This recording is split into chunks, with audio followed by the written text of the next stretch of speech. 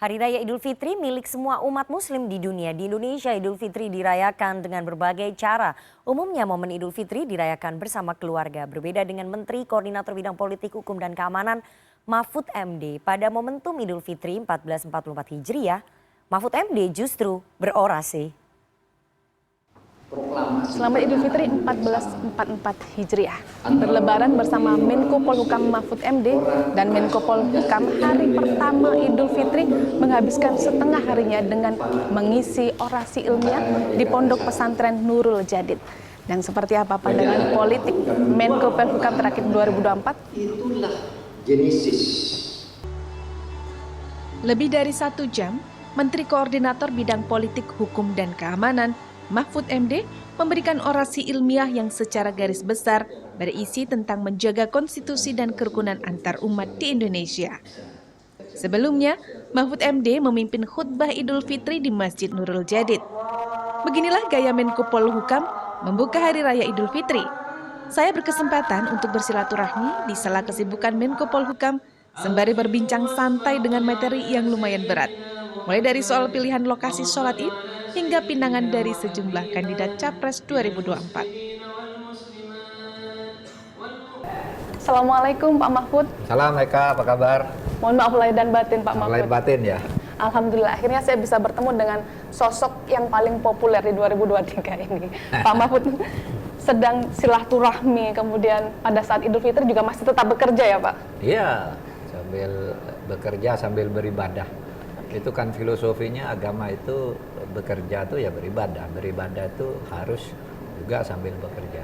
Ada sejarah mungkin Pak di pondok pesantren ini bagi Bapak atau dengan Kiai tertentu? Iya, saya kenal terutama saya pertama dulu kenalnya dengan Kiai Wahid saya ini sama-sama ngelola perguruan tinggi, sering ketemu rapat, lalu sering diskusi. Sesudah itu dengan Kiai Zuhri, dengan Kiai Khag dan Rahamed itu teman DPR dulu.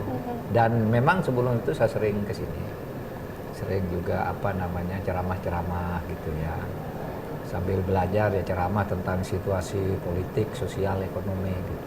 Sekarang kita bicara tentang 2024 nih Pak. Nah 2024 ini kan nama Pak Mahfud cukup populer dan banyak disandingkan dengan calon presiden di 2024. Bahkan ada juga pernyataan yang mengatakan Pak Mahfud ini adalah kuda hitam Cawapres 2024. Bagaimana Bapak menanggapi hal itu? Saya bukan kuda.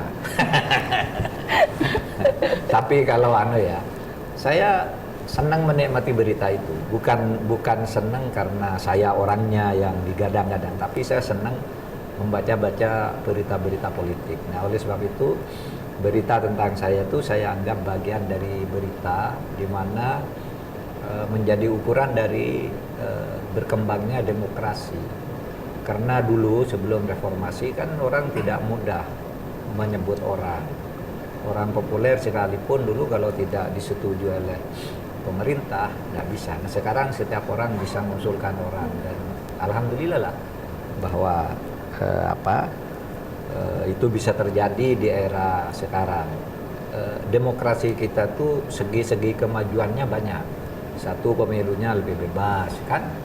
Kemudian ada Mahkamah Konstitusi. Lalu sekarang orang bisa mencalonkan diri dan boleh dicalonkan oleh orang lain berdasar selera publik. Ada agenda tertentu tidak? Atau ada agenda utama yang akan segera diselesaikan pasca Idul Fitri ini? Mungkin terkait dengan rancangan undang-undang perampasan harta koruptor, Pak? Jadi begini, yang jadi isu agak krusial itu kan rancangan undang-undang perampasan aset dalam tindak pidana. Nah, sebelum libur kemarin untuk tingkat menteri udah rampung, tapi kemudian akan diajukan ke presiden untuk ditandatangani suratnya. Sehingga mungkin ya paling lama di bulan Mei ya itu sudah dikirim ke DPR. Mudah-mudahan paling lambat minggu pertama lah sudah bisa dikirim ke DPR untuk mulai dibahas. Itu penting, Mbak. Undang-undang perampasan aset itu apa sih? Undang-undang perampasan aset itu merampas aset orang yang terlibat tindak pidana sebelum vonisnya jatuh untuk menyelamatkan kekayaan negara, atau ada hasil tindak pidana tapi orangnya tidak ada. Selama ini kan sering ya orang melakukan tindak pidana, hartanya banyak lalu lari, tidak bisa diambil kalau belum ada undang perampasan aset, karena undang-undang yang sekarang itu aset itu baru bisa diambil sesudah diadili. Nah, undang-undang perampasan aset itu begitu dia terlibat tindak pidana, ambil dulu. Saya tuh sekarang ngurus 111 triliun kekayaan negara yang karena tidak ada undang-undang perampasan aset ya kocar-kacir kemana-mana. Itu utang kepada negara dalam bentuk pinjaman dari pemerintah kepada bank-bank yang akan bangkrut pada tahun 1999, lalu diberi hutang oleh negara dengan jaminan. Nah, jaminan itu sekarang ada yang sudah dijual lagi oleh pemiliknya, ada orangnya lari ke luar negeri dan sebagainya. Nah, kita mau ngerampasnya tidak bisa sebelum ada putusan pengadilan. Mau dibawa ke pengadilan, orangnya belum ada, kan gitu kan. Pak Mahfud cukup berani, ada yang bertanya juga nih, punya kekuatan apa Pak Mahfud kok bisa sebegitu beraninya? Karena saya percaya nasib atau takdir seseorang itu sudah ditentukan oleh Allah.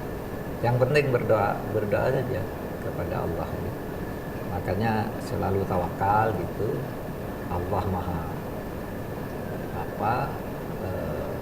maha penolong, mendampingi kita kalau kita sabar, kalau kita tabah, kalau kita yakin bahwa kita memperjuangkan hal yang benar, yang kita yakin benar, dan kita tidak terlibat dalam kesalahan dengan sengaja. Pasti manusia tuh ada kesalahan. Ya, makanya ada Idul Fitri ini kan.